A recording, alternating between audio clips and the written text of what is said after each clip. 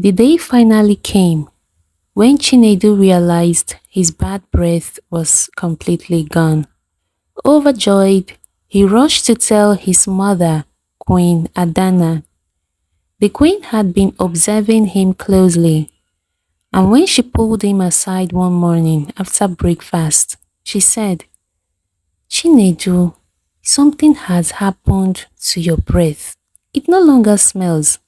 Chinedu grinned, elated at the herbs had worked. His confidence returned, and for the first time in years, he felt free. However, in his newfound joy, he began to neglect his daily meetings with Amara. Days passed, and Chinedu, caught up in his royal duties and the excitement of being free from his affliction, forgot all about the stream, the herbs, and the woman who had saved him from the snake and so much more. Amara waited by the stream for days, her heart heavy with worry. When Chinedu didn't show up, she feared something terrible had happened. Weeks turned into months, and eventually, Amara moved on. Hurt but determined not to dwell on the prince who had forgotten her. Then, one day, Amara went to the market to gather herbs for her grandmother, only to find the market square unusually empty. She asked a passerby where everyone was, and they told her that the palace was celebrating. Prince Chinedu was hosting a grand party. Amara felt a mix of excitement and disappointment upon hearing about the palace celebration. While she was happy for the festivities, the news meant that she wouldn't be able to buy the herbs she needed. Curiosity got the better of her, and she decided to visit the palace to see what the celebration was all about. When she arrived, the palace was alive with music, dancing, and laughter. The townspeople and nobles alike were dressed in their finest attire, the bright fabrics and jewels sparkling in the sunlight. There were performances by dancers and drummers, and the air was thick with the smell of roasted meats and fragrant spices. Amara slipped through the crowd, trying to get a glimpse of the prince. She never knew that the Prince Chinedu was the same Chinedu she had always known. The thought of Chinedu flashed through her mind. She hadn't seen him in so long, and though she had convinced herself that she had moved on, her heart still ached to know what had become of him.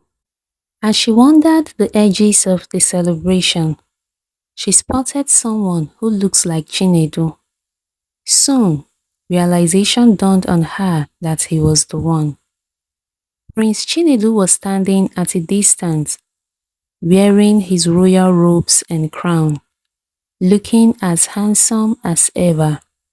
He was staring off into the sky, seemingly lost in thought. A rush of emotions surged through Amara: relief, joy, and a tinge of sadness. Without thinking, she ran up to him and playfully nudged him from behind. "Look who is fine now," she said, laughing. "I've been looking for you everywhere." Chinedu turned around slowly, and Amara, in her excitement, didn't notice the shift in his demeanor.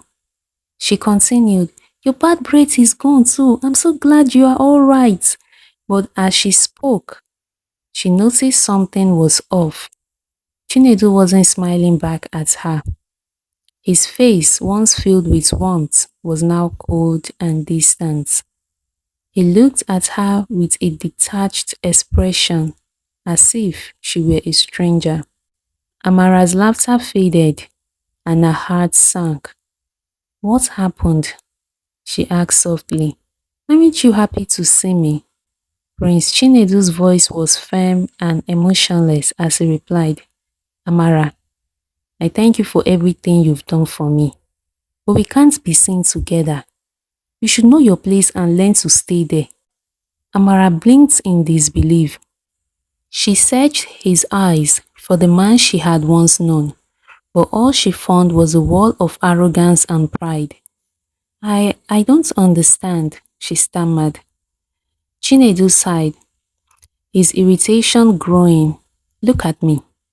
Look at what I'm wearing. I'm a prince, Amara. You're just a commoner. Alright, I will send money to you for the medicine, so there's no need for anything else to bind us together anymore."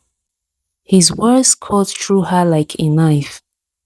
Amara's throat tightened, but she forced herself to remain composed. She glanced at his royal attire, finally registering the distance between their worlds. Before she could respond, a voice interrupted them. "My prince!" A young woman dressed in an opulent gown adorned with jewels approached. It was Princess Chibugo, a neighboring princess known for her beauty and elegance. She looked at Amara with disdain, her lips coiling into a sneer. "What is this poor, ugly thing doing here with you?" she asked, her voice dripping with contempt.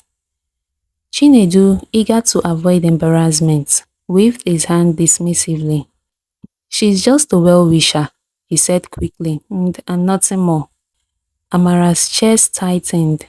She had expected many things, but never this level of disrespect from someone she once considered a friend. Her eyes stung with unshed tears, but she refused to cry in front of him. "I'm sorry, Your Highness," she said quietly, her voice barely above a whisper. "I didn't realize." She turned to leave, but not before adding, "And for the medicine, you don't have to pay me. I did that out of goodwill." Without waiting for a response, Amara walked away, her head held high despite the pain gnawing at her heart. As she made her way back to the village, memories of her time with Chinedu flooded her mind. She thought of the moments they had shared by the stream, the laughter, the stories, the kindness. She had worried for him, prayed for him, and waited day after day at the stream, hoping he was all right. And now, in a single moment, he had cast her aside like she was nothing. Amara rushed to the stream, her refuge, and allowed the tears to fall. She sat by the water, sobbing quietly. "Even if he didn't want to marry me," she whispered to herself, "he didn't have to treat me like that." When she finally returned home, she decided to move forward. She would not let her heartache define her. Time passed, and soon the thought of Prince Chinedu began to fade, replaced by the duties and joys of everyday life. Meanwhile, back at the palace, Chinedu's life took a different turn. He began to search for a bride, and many princesses from across the land came to present themselves. Eventually, Chinedu chose Princess Chibugo, the very same princess who had mocked Amara.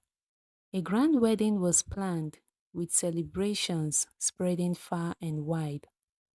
But just days before the wedding, something unexpected happened. As Chinedu was speaking to Princess Chibugo one evening, she suddenly wrinkled her nose. At first, she tried to ignore it, but as the smell became unbearable, she covered her nose and excused herself abruptly. Confused and embarrassed, Chinedu followed after her, asking what was wrong. Princess Chibugo turned to him with a look of disgust. "Your breath," she snapped. "It's awful. I can't do this." Chinedu froze in horror. His bad breath had returned, even worse than before. He tried to calm her down, but Princess Chibugo became angrier. raising her voice. You deceived me. You must have been using something to hide it and now it's back. Her shout soon attracted a crowd. Humiliated, Chinedu pleaded with her to stop, but she continued to berate him in front of everyone. The nobles and commoners who had gathered began to whisper amongst themselves, and the rumors of his condition spread like wildfire. Ashamed and humiliated, Chinedu retreated to his chambers. As he sat in the darkness, the full weight of his actions began to settle on him.